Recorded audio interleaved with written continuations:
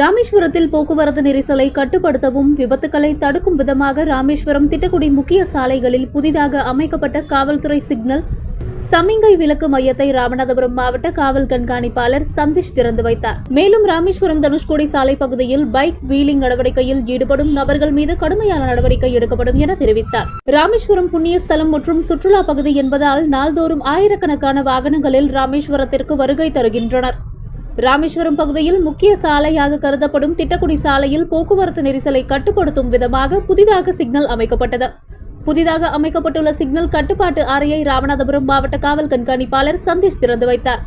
அதன்பின் செய்தியாளர்களிடம் அவர் தெரிவித்தது, ராமேஸ்வரத்தில் திட்டக்குடி சாலை போக்குவரத்து நெரிசல் அதிகமாக இருக்கக்கூடிய சாலை. அதனால் இந்த பகுதியில் புதிதாக சிக்னல் அமைக்கப்பட்டுள்ளது. இதுவரை ராமநாதபுரம் மாவட்டத்தில் 3 சிக்னல்கள் புதிதாக அமைக்கப்பட்டுள்ளது.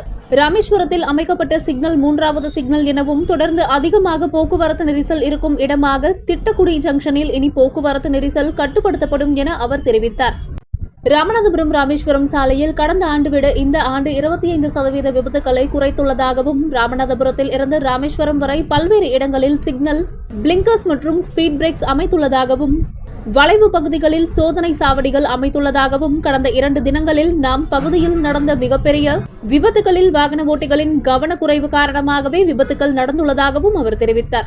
ராமேஸ்வரம் தனுஷ்கோடி தேசிய நெடுஞ்சாலையில் பைக் வீலிங் செய்யும் ஆர்வத்தில் இளைஞர்கள் ஈடுபட்டு வருகின்றனர். அவ்வாறு ஈடுபடும் இளைஞர்களின் வாகனங்கள் பறிமுதல் செய்யப்படும் என அவர் தெரிவித்தார்.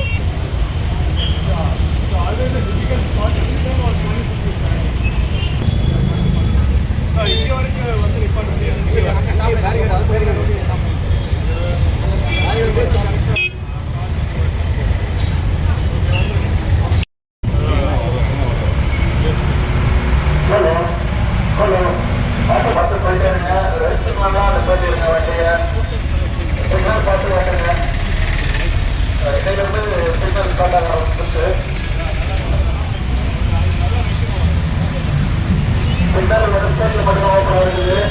அப்புறம் 3 டைரக்ஷன் கொஞ்சம் வெயிட் பண்ணுங்க.